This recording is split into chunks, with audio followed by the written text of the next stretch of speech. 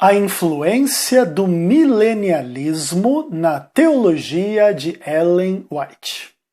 Eu sou Ezequiel Gomes, você está no canal Vem Senhor Jesus, continuando o nosso estudo da Enciclopédia de Ellen White e de um dos artigos contidos aqui nesse livro, do pastor Dennis Fortin, que fala sobre a teologia de Ellen White e alguns movimentos ideológicos e teológicos que influenciaram a vida, obra e pensamento teológico de Ellen White, tá bom? Esse é o último desses movimentos.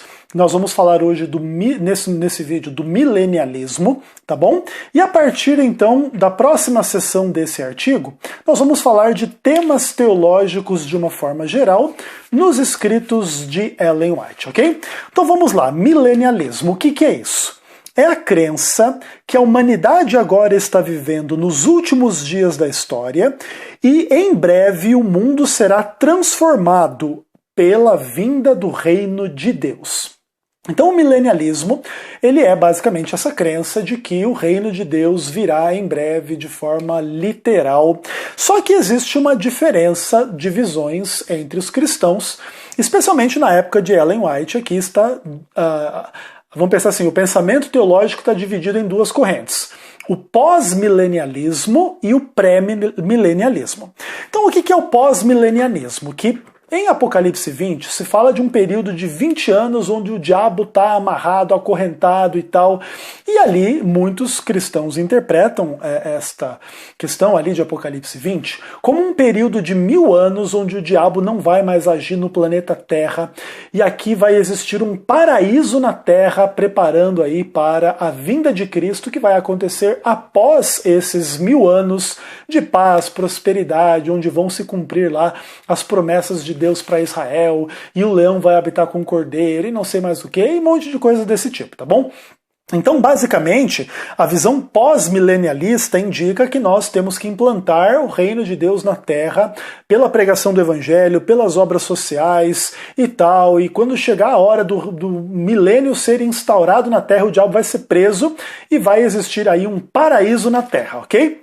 A visão pré-milenialista é uma visão totalmente diferente. Em que sentido?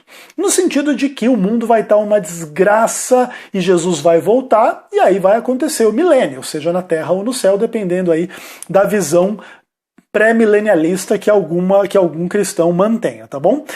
E basicamente o que acontece é o seguinte: não adianta você tentar resolver o problema do mundo via reformas sociais e educacionais e pregação do evangelho, isso e aquilo. Isso não vai resolver o problema do mundo. Isso simplesmente vai fazer cada pessoa tomar a sua decisão em meio ao fim dos tempos e pragas e pestes e problemas e tal, e Jesus vai intervir e vai voltar e acabou e etc e tal, ok? Então basicamente esses são aí o quadro geral de pós-milenialistas ou pré-milenialistas. O Guilherme Miller, ele era pré-milenialista, e a Ellen White também foi uma pessoa que entendia a questão da volta de Cristo, a escatologia, de uma forma pré-milenial. Então, basicamente, o adventismo moldou aí a sua identidade em torno de uma compreensão pré-milenialista. Então, o mundo não vai melhorar, não vai resolver os problemas do mundo pela pregação do evangelho, pelas obras sociais, pelas influências políticas e tal. O mundo vai de mal a pior, e o que a gente tem que fazer é pregar o evangelho para cada pessoa tomar a sua decisão, e a partir do momento que cada um tomar a decisão, os selados pela besta vai para um lado, os selados pelo Espírito de Deus vai para o outro, e cai as últimas pragas, Jesus volta, e aí então se instaura o milênio de Apocalipse 20 com os 1000 anos, onde ali os salvos vão avaliar toda a história da redenção, por que nem todo mundo foi salvo, por que algumas pessoas não foram salvas e tal. E no final desses 1000 anos lá no céu, e Apocalipse 20 e tal, vai todo mundo voltar para a Terra e o pecado e o mal vão ser aniquilados e destruídos para todo sempre, e vai se instaurar o reino de Deus na Nova Jerusalém. Basicamente essa é a visão assim bem simplista do milênio em relação ao adventismo do sétimo dia. O Dennis Fortin, porém, ele chama a atenção de uma situação que é muito interessante, que apesar da Ellen White ter essa visão negativa, pré-milenial, que o mundo vai estar uma desgraça antes antes da volta de Jesus e etc.